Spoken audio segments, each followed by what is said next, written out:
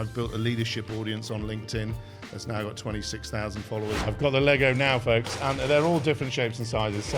And with my engineering brain, I have built myself a rig. What do you think has been the biggest change or biggest innovation you've seen? I think the biggest change has been connected. Curious Conversations. So for this episode of Curious Conversations, we're joined by a journalist, podcaster, on-site vlogger, live show and event host. You'll have to stop me if there's anything I've got wrong here. A specialist in LinkedIn who's been trending in the top 1% globally as well. Yep, it's been fantastic. Yeah. So welcome to Curious Conversations, Peter Haddock. And thanks very much for having me. I'm very curious about how the conversation's going to go. That's good. So would you like to tell us a little bit about yourself and your passion for creativity, curiosity and innovation? Well, so I started my life doing an engineering degree and basically ended up doing a lot of work for Drama Society at Liverpool University. Then I was head of publicity. Caught glandular fever, ended up saying people, oh, you're good at PR, Peter. And I went back home and asked a PR agency if I could work for them. And they said yes, because I'd done all the extracurricular work as such. And then supposed to be 2 weeks, left there 6 months ago. The reason I had to do that is I caught glandular fever, sadly, but went back to university, finished my engineering degree. And because I was B2B and had experience, I got jobs in PR. So started talking about lots of different things from engineering companies, etc. And that was many years ago, 25 years ago. And then always liked to understand. My dad was an engineer, and so like to understand how things worked and how do we get electricity. He used to be transmission and distribution and travel around the world with big pipes sending electricity to all different parts of the world. And so that was where the curiosity came in, and it always has been ever since. And then I was working for agencies until 6 years ago when I left the previous agency and started my own business. And along came the pandemic. So it started officially in June 2019 and fell into what I call the big trench that's dug by the industry that generally I follow with the construction and the plant sector, and found myself not supported by the government. But having remortgaged my house to start my own business, needing to do stuff. So I started my own podcast and then basically went from there to do videos and on-site reports. And I write for numerous magazines, but on a regular basis for Earth Movers magazine. And now, like you said, I host events, webinars. I'm doing one with some tier one contractors in a week's time to bring the industry to life. And my aim in life is to do everything in a positive way. So shine a light on the wonderful world we're living in. Nothing would happen without construction. We wouldn't even have these mics. We need a factory for that. And so, I think it's a great industry to work in. And I think it's an unsung industry. And what I'm trying to do is shout from the rooftops as much as I can.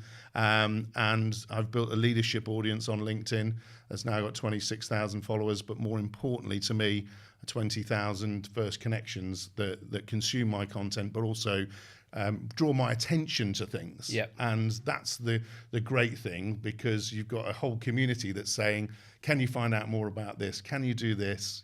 What's next? And I often have conversations with leaders in particular who are saying, Peter, have you heard anything about X, Y, and Z? Because I'm a safe pair of hands and a trusted person in the industry, but also it's somebody outside their own organisation to talk to, And I said on a previous podcast I was a guest on, I said, if you want to get hold of me, the best way to do it is message me on LinkedIn. Somebody did a few weeks later, and I replied quite quickly, and they said, well, yeah, you're right. The best place to get you is there. And so I've, created this community, and whenever I was in PR, people and their clients, all they wanted was leadership. So I looked at LinkedIn in particular. We're on other channels like content with media, with YouTube and Instagram and Facebook, etc. But I think, the conversation has now changed, and LinkedIn is a real place for sharing and community. And that's where we found each other. Brilliant. Yeah, we did. Yeah. I messaged you on LinkedIn. Exactly. And here we are today. So at the start of the podcast, we normally ask our guests to complete a hands-on fun activity, create something using your imagination. So we have some Lego in here, Peter. Yep. So the next few minutes, you want to create something that represents your passion for creativity, curiosity, and innovation. So Oh, wow. you can freestyle, do whatever you want. There is no right or wrong answer. Yep. I'm gonna have a general conversation around some of that. So there's plenty of bits of Lego in here. I've got the Lego now, folks, and they're all different shapes and sizes. So first of all, I've got to start with the people, because the people are what matters in our industry. So we've got a few nice little Lego figures here. I don't know which one I would be. And then for me, it's all about seeing how we can create, I guess, what would be remiss of me not to do, which is the podium that we can talk on and project ourselves to the industry, I guess. Very good, yeah. So we're finding different pieces and bits in there, folks, to do that. I haven't done Lego for ages. And I think that's one of the things that we've found is that generally people haven't played with Lego since they were kids. Yep. Really. Absolutely. And then, like in our office, we've got a lot of people who've been in the industry for years and years. And actually, once you put Lego in, they always question, why is a Lego here? Why am I supposed to be playing with this? And then as soon as they start messing about with it, they start enjoying it. And I was just thinking there with Lego, there's always one bit missing, but actually we have got 4 wheels because the podium I'm making is actually got to be transferable across the job site, you see. So clever, yeah. Therefore we need wheels to do that. And we've got the ability to go on site. So we happen to have a little tree here that represents where we are in the wilds of a construction site. And so for me, that's where I spend a lot of my time actually on the job site, because I think it's really important. My wheels have collapsed, folks, as I'm doing this. So I realise that Lego is still brittle when it comes to put it together. So realistically, I think that would do it for me. Perfect. My mobile platform with my guests, so we can travel wherever Very we need good. to around not just the UK, but Europe and Lovely. beyond. Oops. And so, yeah, that represents really what makes my life go round, talking to people and actually telling their stories. Yeah.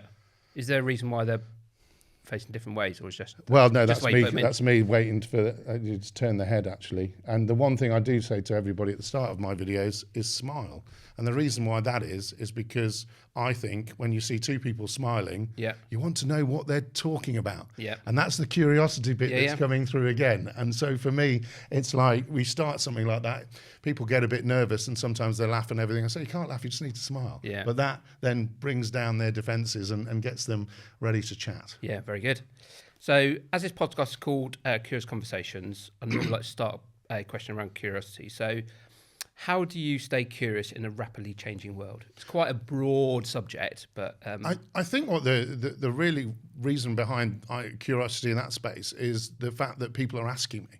Yeah. So one, when I started building my audience, I was just generally curious. I always have been. But, I worked for example, one of my clients, it was Caterpillar Dealer Finning. And Caterpillar were always bringing out new technologies, new equipment. And the cycles of new equipment every 2 to 3 years means that everything changes. Yeah.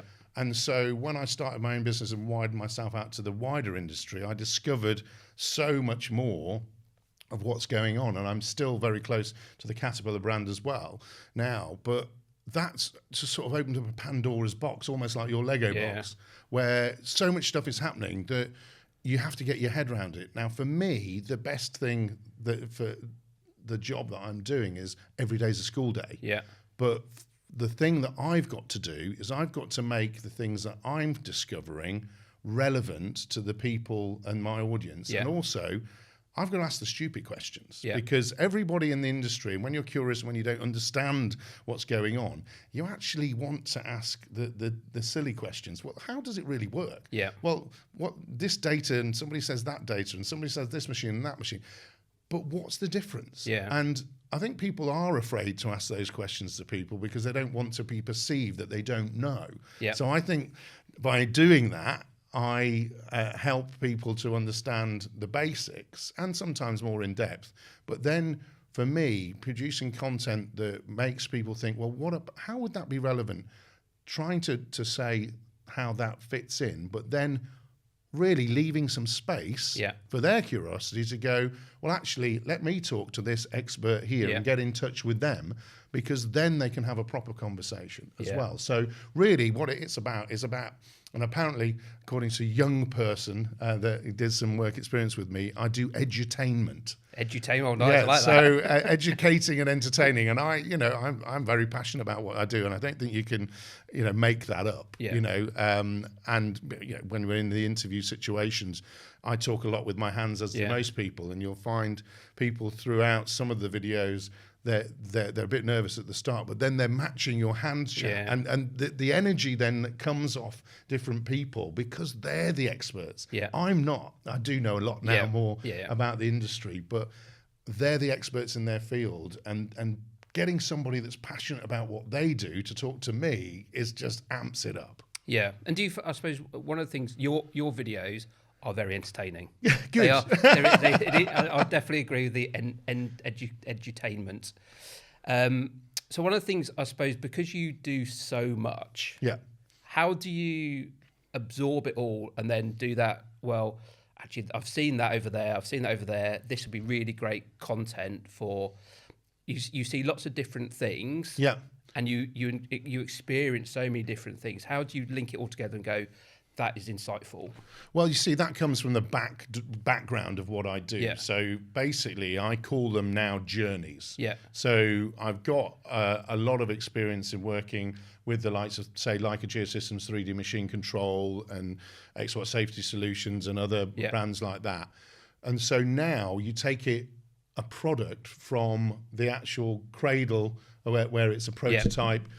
Or onto the site, and then I guess the grave, because the next one comes along. So what I encourage people to do that work with me and support me, and the industry is very kind to do that, is take me on a journey. So another good example of that is how I've gone to see a contractor that's taken on machine control and then gone to see them again and again. So there's a really great guy called Richard who is on his sort of third machine, and he's built his business by being really, really good operator using technology and tilt rotators and all these different things.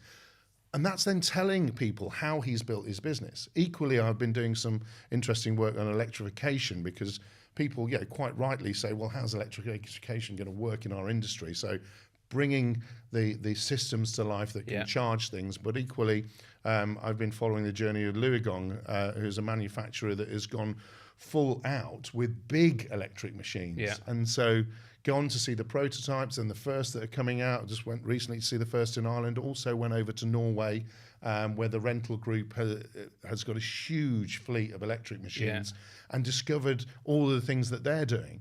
And so I think with the way that I'm moving forward is to try and find these great examples of how people are leading the way, and therefore getting those people to explain to others, here's the pitfalls, here's how we've got through that. And there's a great guy called Kim at the rental group who turned around and explained a lot of that to me, and opened himself up in the videos to say, if people want to get in touch, get in touch with us, because we've actually made the mistakes, we've learned from them, and we've developed all the different sides. And one of the things I think I've found when I encourage people to speak to what would typically be competitors or something, is actually people are quite happy to share their stories, and quite happy to show this is what went well, this is what didn't go well, this is the mistakes, and people actually are more happy to share than people actually realise. Yeah, and I think share their story. We're talking. I'm talking a lot to technical people as well as people that own businesses. Yeah. And I think we've seen recently at the Big Bauma show remote control stations, and then talked to a company called Plant Force in the UK that used Cabelco, it was their equipment, and said, well, how's it going to work in the UK? And here's what the hurdles we've got to get over, but we believe that this is going to be a solution. And then you talk to the client elements like National Highways, and I'm following the construction of the A417 project in Gloucestershire, and you're learning how a road gets built. Yeah. And it's fascinating. It's like being, on this massive journey where you're actually going to be able to travel on the road at the end of it. Yeah. And that's going to take a number of years. So that really is a fascinating thing to do, because I like to do things that nobody else is doing, Yeah. or I like to at least get the exclusive opportunity to do stuff. And I do like a factory tour Yeah. to see how things are made. Yeah. And that really opens your eyes up. I mean, I've been in Europe's biggest sound chamber, which is just eerily quiet. Yeah. And things like that with the likes of Bobcat. And I've been at other manufacturers like Perkins Engines following around how they test engines and how all their different facilities. Yeah.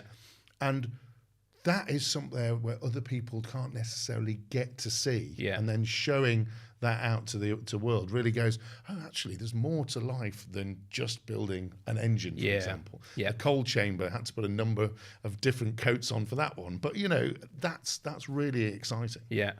So I suppose one that does lead quite nicely onto one of my questions. So as you're obviously a small business owner, you started 6 years ago. Yep. So and this is obviously a rapidly changing, evolving media landscape. So how do you staying ahead of the curve is obviously really important to you. So being, so is that all about being innovative or being curious or being creative or a blend of all three? I think, the one thing that I've always said to myself is stick to your guns. Everybody tells you, oh, well, you need to do this form of content or that form of content and things like that. I've built an audience that responds to what I've been doing. And I think, there's lots of other people out there doing some great work on different social media channels.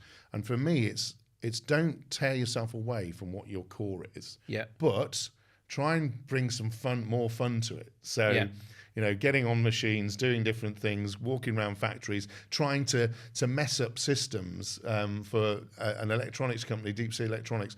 I literally, moved a chip off a board to test to see if their system, flagged it up. And of course it did, and going into things and going, how does it work is really important. But equally, my son has just joined the business as a content creator apprentice. Lucas Haddock also built his network up to 3,500 on LinkedIn already. Yeah. But he's turning around and saying, well, Peter, we can do things differently. Yeah. So we've got different camera setups and things like that now because there's another person. Yeah. Only used to be me filming it all myself. And with my engineering brain, I have built myself a rig. Well done, you. And this rig allows me to put a landscape and portrait phone next to each other, which allows me to shoot with two radio mics that we wear, shoot portrait and landscape at the same time, which allows us to use that on different channels. And so whatever appeals to the channel, we've got it covered. I think there was more people taking pictures of my rig recently than pictures of me doing any interviews. Trademark it quick. Well, exactly. That's what people have said. And if I had the time, I probably would. But it's solving a problem. Yes. And that still comes into the content creation. So audio problems, everything has gone wrong, but it's finding a way to make it work better. Yeah. And of course, then investment is really important for me, investing in the right equipment, because, all I've got to sell is my time. And if I'm spending too much time, looking at the wheel of death when you're editing, it's not going to work. So we always look at trying investing in the right equipment. And then, listening to, Lucas in particular, when he says, let's try this, let's do this. And, he started his own TikTok and is already doing well. That's not my space. I'm going to leave him to it. And so it's recognizing when everybody says, oh, you could be better here, you could be better there. That's brilliant. There was only one of me. There's now two of us. And so we try and get better at everything we do. And so we reach more people. But, the fundamentals are, having content that works for your audience. And I think that's really important. And also not forgetting the written word. Because writing for magazines and things like that is equally important to me because, again, it reaches a different audience. I always say to people, if you're not on the platform, that the people that use it aren't going to see you. So we try and be in as many places as possible. And, doing over 200 face-to-face interviews a year, which I've done for the last 6 years, is some feat. Definitely. But we also do corporate videos now. We also, some of the videos that you that I have me on are actually on other people's channels that are commissioning me to do the work. And some are used. I had a message this morning from someone that was in one of our videos saying, can we use a clip for our training program and for our slideshow thing for some of the people with our aftermarket stuff. I was like, of course, just once it's ready, use the content because that's the value in it. Yeah. So one of the things I suppose I'd like to explore, and it's I suppose like going off tangent slightly. So we have a mentoring and a reverse mentoring scheme in at RLB. So reverse mentor is where me as a senior person in the business has one of our graduates and apprentices to help give me a different perspective. So I want to touch on the stuff you talked around Lucas, and he's effectively come along. And has he given you a different perspective on what you've been doing for the last 5 years, 6 years, in terms of, oh, I never really thought about that? Because obviously he appeals to getting people, younger people into the construction industry, I guess. Yeah, absolutely. I think that's absolutely right. I think what really shocked me in the early stages when he came in was how he was reflecting my videos that he was editing onto the community. We went to an event, it's called Stars of the Future with the Construction Plant Hire Association, where he actually interviewed all the people instead of me because they were young people. But when he was talking to some leaders that he was meeting there, particularly with the CITB, he talked about all these different things. And I was listening to him and I said afterwards, how did you know to talk to him about that? He said, well, Dad, I've been editing your videos. Yeah. So he has to listen to the content 3 or 4 times over. So then the way he's reflecting it and the way he's talking about it makes me think about how do we present that content in a better sense and who should do it. Yeah. So in other words, Lucas, you should do it. Yeah. And hopefully he's going to be a part of that event. I'm hosting it later on this year, but we're working out a way to make him a part of that event again. And so it does reflect on, the things you should concentrate on and how important it is to give other people opportunities. And so putting him in that space, he did his own first gig with another skills piece. And also saying to senior level people, I'm probably not the person you should ask that question to, and having that step away it wasn't difficult, but it changes your way of thinking.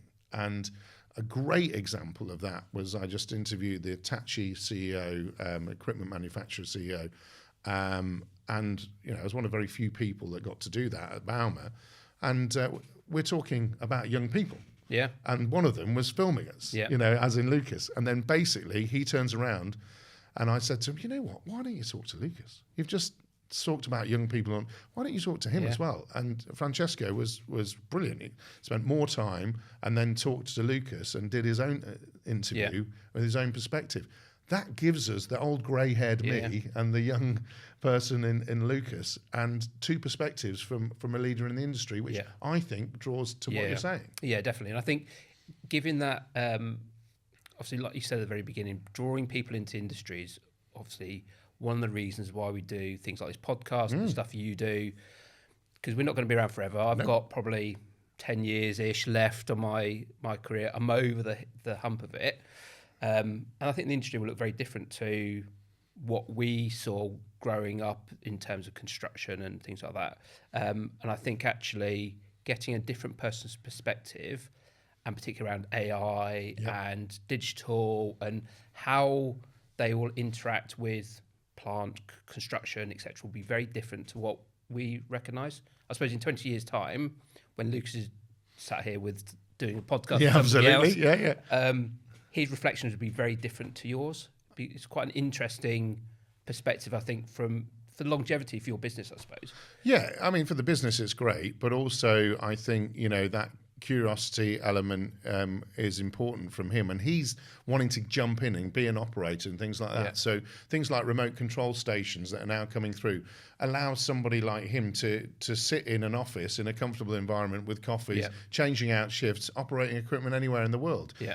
Safety systems that are going to keep people safe are really important. Visualization of what you're actually doing. We saw a digger which literally has got all the 3D machine control from Leica Geosystems and the safety system, but it's also got a scanner mounted on the stick which scans everything and sends all that information straight away into the cloud, which then can be analysed as to what people are doing. So, the Landcross One, we talked about with Hitachi, has a drone on the back of it. Wow. So that goes and surveys and does a lot of the work itself. It can be hydrogen, it can be diesel, it can be electric, it could be methane, alternative fuels, and they're opening up the technology, folding out tablets, all sorts of things. That was a sort of prototype, visionary thing. But that's the sort of stuff that excites people. And if you can explain to people that you deliver something in this industry and there's a career in it, and the skill sets are global, and you can travel around the world being an operator, then, and in construction in different contexts, then that's great. And it tears us away from that pouring rain, bricks and mortar stuff. Yes, we've still got some of that, but looking at it in a different context, and we are competing against manufacturing. And I always say to people, right, you go to somewhere, they manufacture cars. It's the same car with a few different changes maybe on the spec. You're going into construction, you're building something different in a different environment all the time throughout the seasons. And when you drive past it, and I've seen projects that I've been on that are now big warehouses, you can see what we achieve. And without us, nothing happens. So, that level of respect and that level of opportunity in construction needs to grow. And it's certainly out there, but we also need to be very aware of how we attract people from all diverse backgrounds and how we treat people on site, male and female. We hear, sadly, some horror stories even from the show that I've been in, which I saw a post yesterday. We need to be inclusive, and we need to actually sit back and go, look, respect everybody's opportunity and respect everybody as an individual, and recognise that doesn't matter how clever you are, doesn't matter what background you're from or what skill set you're from. If you're coming into construction, you're going to have to learn how to be in construction anyway. But if you've got the right attitude for construction, and that's what we need, and the right get up and go, then come to our industry, because we'll look after you and have a career for life. And what I want to hear in 20 years' time or 10 years' time, or with Lucas and his audience, is that they've been attracted to construction for the right reasons at the start, that they've not just fallen into construction on a temp job or something else. Like I fell into construction because I was doing PR for engineering, and then the agency won a construction clients, and then I'm in construction all of a sudden. And I think that's the critical thing that we all need to do. And it is exciting. It's cool. You're sitting in machines that are worth sometimes $500,000 or £1 million plus pounds, full air conditioning, full everything you can imagine, and the comfiest seat you're ever likely to be in. And you're earning really good money in that context. Then you're an engineer using the latest laser technologies, and then you're building different projects. And I've also been down South Crofty Mine in Cornwall, and they're bringing that back to life to tin mine. And so you're seeing what's happened in the past, and now you're creating this 3D visualness of underground mines and how you're going to create and bring that back to life. So it's just so exciting. So I suppose one of the things I wanted to touch on, so effectively in our recent ESG report, we talked around sustainability, digitization, people obviously being really, really important. So I was wondering, you sort of touched on it a little bit, is over the 20 so years you've understood around what construction and engineering is, what do you think has been the biggest change or biggest innovation that you've seen? So obviously we're accelerating at the moment through digitization and visualization stuff, but what do you think has been the biggest? I think the biggest change has been connectivity. Because connectivity, from your phones, your tablets, in general life, and how connectivity has brought us into the future of construction, because every asset is now connected. We can connect things into the cloud. We can see the digital twin of things now. We can look at how we can design, build a project like the A417 was all done before a spade hit the ground. And with that connectivity, we can bring together people and experts from all over the world to make sure that we're doing things better. But also we can connect through social media and everything else, people into teams, and people with that curiosity that says, I've just found this. And that's a solution to the problem we've been having, whereby we're losing money, or we're using too much fuel, or we're doing everything. So that connected space and the connected work site allows us to, first of all, be safe. It allows us to do things better, and it allows us to measure.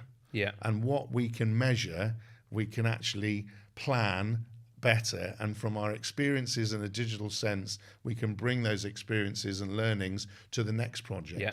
And as we look back, we can move, in a digital sense, we can move forward faster. Yeah. And I think the learnings that we've got and that hidden data and bringing that into real insights is where the industry is going to go. And I see a future where you walk into your house and your face might be scanned and it puts on the right mood music for you. If you're feeling a bit tired, it'll relax you, or it'll say, are you ready for that coffee today, Peter? Oh, you look like you've had a great day because you come in smiling. Yeah. And what do you want to start the evening with? Or so all of these sort of things can come into the way in which we have this built environment.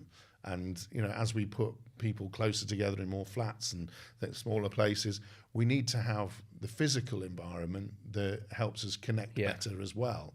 Because fundamentally we build a physical environment, and to have that physical and digital marrying together, I think is a cool thing. Do you think? I suppose a bit like the automotive industry. Do you think it needs a disruptor like a Tesla to come in and go? Actually, particularly around I suppose modularisation, which is a thing that government's talked about. It's come and gone. People have doing very well, and some people have gone bust. Does it need an Amazon or something like to come in to go, kaboom, here's something very different? I'm quite frankly shocked that hasn't happened already. Yeah. In the real sense, construction is an enormous industry, and enormous amounts of money are spent in construction. And it does shock me that somebody that with the capabilities of someone like Amazon, Google, etc., hasn't come in and gone, well, look, we can take on this market. And the reason why is, they're hoovering up the rest of the opportunities, because construction is far more complex. But as we move forward, it won't be far more complex to understand.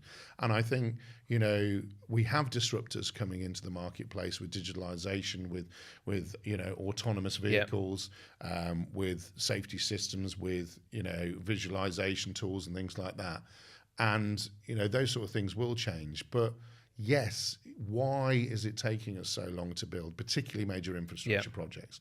Why are we, held back by, rules and regulations that are adding so much cost to a project?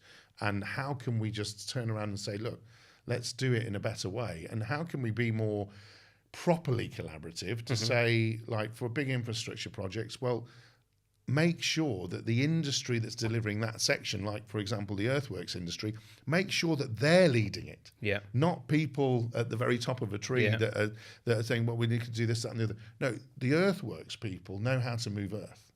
And as the technology comes through, they're the ones that are trialing it, and they're the ones that are doing it. So if we can get that community to do that, if we can get the M&E community to do that, without having so much complexity of management and so much complexity of risk placed on on projects, that will then drive down costs. And you will know that when you go to an expert in something, they'll always do it better. Yeah. Yes, definitely. So, it's an interesting perspective, and I know that I suppose the construction industry is always looked at from the Egan report. There's around collaboration. There's things like Project 13, which I think came out from the Institute of Engineers, is around everyone all facing the right direction and putting the right people in the right place. Everyone taking proportionate risk as well. Exactly. Yeah. It's not like a main contractor or client passing the risk to main contractor, pass down supply chain. So I think there is an opportunity for it to happen. I think it just needs something like Heathrow expansion or something to go. We will be the pioneer for this, or HS3 or whatever else might come next, and then going, it is possible. I think it is possible, but we have to remember as well, our industry is very different to others because we have a lot of self-employed people coming up, and the big sort of tier one contractors and everybody else, has got this much more complex supply chain. So when we do lose someone in that supply chain, like we've seen recently, then the whole fabric of the structure falls down. I think that's another risk factor that we've got that's got to be managed in a better way. Yeah. Because that then sets all the delays, and then that sets everything out. And I think when we look at how we can be better, I think we do need to still concentrate on where is the project? Yeah. Can we home grow the people around the project? So Lucas went to a Flannery site where they're doing the Transpennine route, but they've teamed up with a local college to train operators that are going to work on that project. And then the legacy is those operators have got the skill sets to then go and get jobs and support their local communities. We don't want people travelling 3 hours there and back to a job site and things like that as well. And so we need to look at how we look after the people and grow the skill sets in the places that they're needed. Yeah, perfect. So one of the things we have touched on, so one of the reasons we created Curious Conversations, again, inspiration and from diverse perspectives and diverse experiences. And I think you have sort of touched on this a little bit, but so if you had a crystal ball, what do you think our future built environment would look like or feel like, or how we would interact with it? I think you touched on it a little bit around walking into a house that gives you some coffee. I think, particularly the younger generation, why are they always on their phones getting deliveries? Because they don't want to waste loads of time in the supermarket, and they don't want to try and cook everything just for an individual. Yeah. So, I think we've got to recognise how people want to live. The challenge that we've got is we've got a historic and very historic in certain respects build of houses that aren't necessarily fit for purpose. So we've got to look at how we re-engineer the assets that we've already got to work for the next generation. And we've got to understand that it's no longer acceptable not to have great connectivity in your homes or hotels. I mean, that's really frustrates me when we go to a hotel and I put videos out and the connectivity's not there. We have to recognise that through every pinch point of where somebody's going to go, make it easier for them to run their life. Yeah. And that is really where the integrated sort of space of construction can come into play, and have that master plan rather than the individual, we found a space, plonk something on it, And I think that is where we're seeing other places in the world, like, Saudi Arabia and places like that, building cities that have got that future in mind. Yes, what scale it will come out to is debatable, but I think that vision isn't just for empty spaces. That vision can be for how we connect everything together. And then we've got to understand that, what do people want, instead of saying we've just built a box, go and live in it. And that's the difference. And I think we've seen it now with offices, with the high-end prime offices. People are flooding into those, and with the secondary offices, they're laying empty. We haven't got that within the main built environment because we've not got enough houses being built, and that is a problem. We will need to solve that.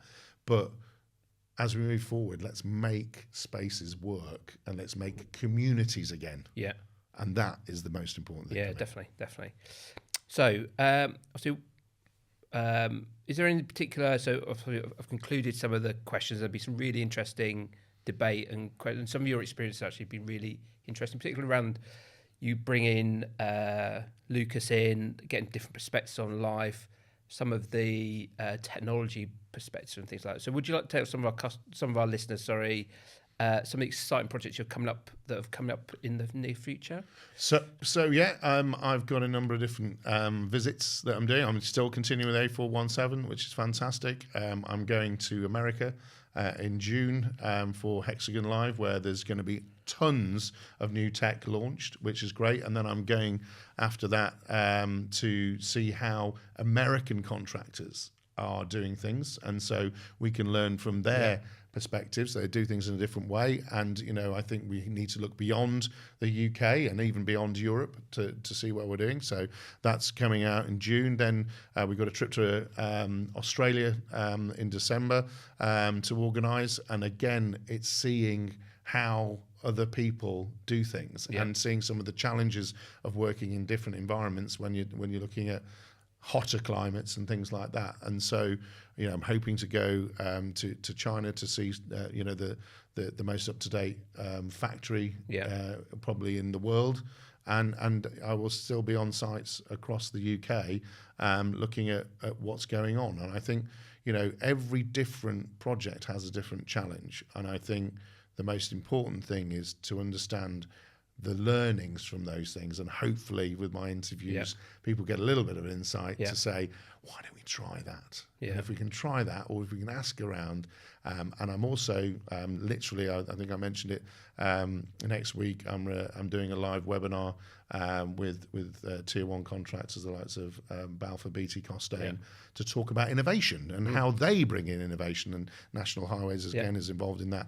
So that's in a collaboration with Plantworks, which is a plant show in September. So again, we'll be seeing the Bauma stuff in September coming into the UK, all the new things from manufacturers. So there's always so much going on. So no retirement just yet? No, definitely not. If I could just times myself by 3 or 4, then that would be great. But always something going on. I'm always happy to hear from people as well. And when you find something that's really interesting, for goodness sake, people share it. Yeah, and obviously you can get you on LinkedIn. Indeed. Yeah.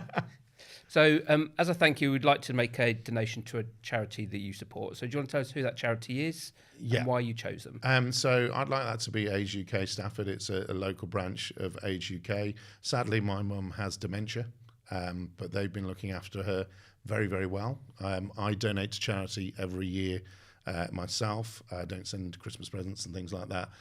So this year we also donated to them. So perfect. Sad, but it's a great place. Good charity, and it's a great charity. So I'd love them to receive the money. No problem. Thank you. So thanks so much, Peter. You've given some incredible insights, actually, and some different perspectives. And one of the reasons why we created Curious Conversations, to get different people's views on life. So even though you come from the construction industry, your views and your experience is very different to mine. So hopefully our listeners have found something quite interesting in there. There'll be loads more stuff. You get in contact with you, Peter. You can find out some more information around, and you can see about edutainment. And there's one thing I'd like to add. You can go and see lots of my videos as well at contentforindustry.com, which is our website, and that was built to be a repository, because people always ask me, oh, I know you did something 6 months ago about so-and-so, and I'm trying to find it on LinkedIn, and it's like, well, it will be there. Yeah. So, that's a great space for people to go and visit. Brilliant. Thank you. So to our listeners, hope you found today's episode really entertaining and enlightening. So hope you stay curious, stay creative, and welcome on to the next Curious Conversations. Thank you. Curious Conversations.